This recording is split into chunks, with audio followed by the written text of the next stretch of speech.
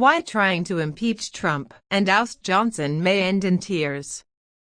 With the recent UK Supreme Court ruling against Prime Minister Boris Johnson's suspension of Parliament and congressional Democrats' initiation of a formal impeachment inquiry of President Trump, political establishments on both sides of the Atlantic are celebrating.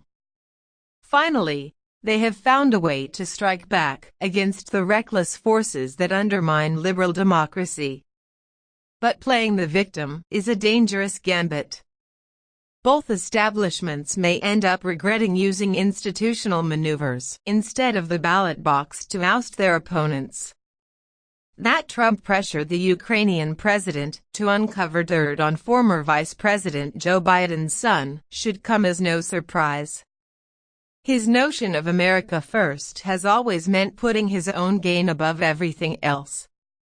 Watch the video. For the past several months, we have been investigating in our committees and litigating in the courts, so the House can gather all the relevant facts and consider whether to exercise its full Article I powers, including a constitutional power of the utmost gravity, approval of articles of impeachment.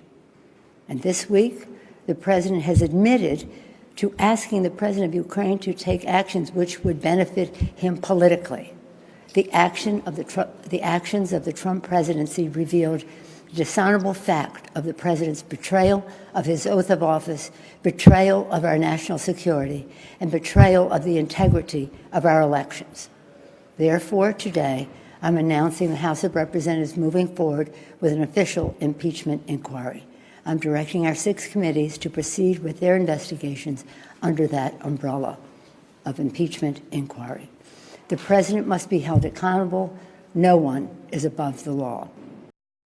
He condemned voices critical of his administration as anti-American, called well-established news outlets the enemy of the people, and joked with Russian President Vladimir Putin about Russia's election meddling. But to win the argument and strip Trump of his powers, Democrats will have to do more than pass impeachment legislation. Their strategy is a dangerous, all-or-nothing approach and might well end in tears. If removing the president from his office fails, Democrats will hand Trump even more ammunition to establish his outsider narrative and inflame his populist base. What is true for the United States also applies to Britain. Many celebrated the paralysis of Johnson's government as the country's Supreme Court made history earlier this week. But polling shows that the decision might prove to be a Pyrrhic victory, given the outrage that it has caused among hardcore Brexiteers and Johnson's exploitation of the populist narrative that leaving the European Union is a battle between Parliament and the people. He has turned the country's decision to leave the European Union into a cultural debate, where being for Europe means supporting Neville Chamberlain and his appeasement efforts with Nazi Germany. It sounds laughable, but divisions are so deep that the never-ending Brexit debate is now being cast as a primeval struggle for the soul of England.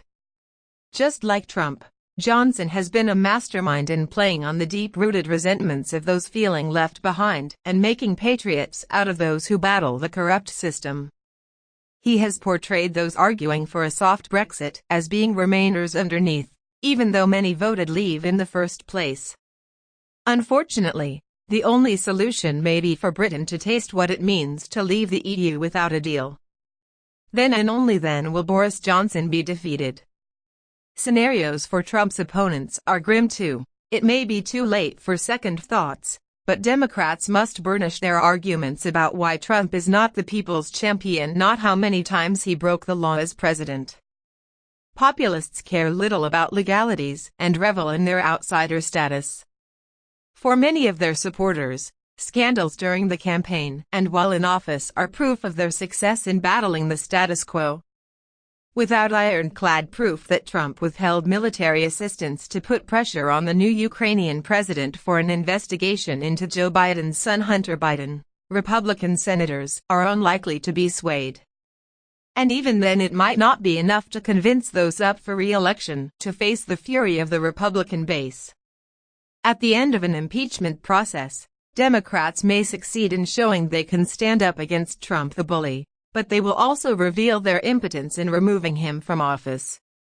Just as former President Clinton largely turned the tables on his accusers in the 1990s, Trump can show his populist base how persecuted he is by the deep state, deflecting attention away from slowing wage growth and a sputtering economy that he has brought about with his tariff war. If Democrats fight the campaign as an extension of the impeachment effort, they will repeat the same mistakes that cost Hillary Clinton the election in 2016. Trump loses only when his empty promises are exposed and it becomes evident that he hasn't delivered on creating a better life for his supporters. As the midterm elections showed, even when the economy is thriving, the president is vulnerable given his failure to act on healthcare, rising college tuition, slowing wage growth, rising inequality, and a crumbling infrastructure, all of which Trump promised to repair. It's the bread and butter issues on which Trump has laid himself open to attack and not his dubious relationship with the law. At some point, the establishments need to take responsibility for their past failures and draw respective lessons from them. Populist supporters are neither Hillary Clinton's basket of deplorables nor an exclusive club of homophobic racists. They are rather disillusioned victims of economic disruptions that are beyond their control. As long as there is no accounting for all the establishment gushing about how technological innovation and globalization were supposed to raise all boats and then didn't, many voters will distrust existing institutions and support political arsonists. If mainstream politicians are to combat the disease of populism, they need to take away the reasons for public frustration and widespread disappointment. A winning strategy requires difficult trade-offs and structural changes that Democrats, to their credit, have started to explore in their campaigns.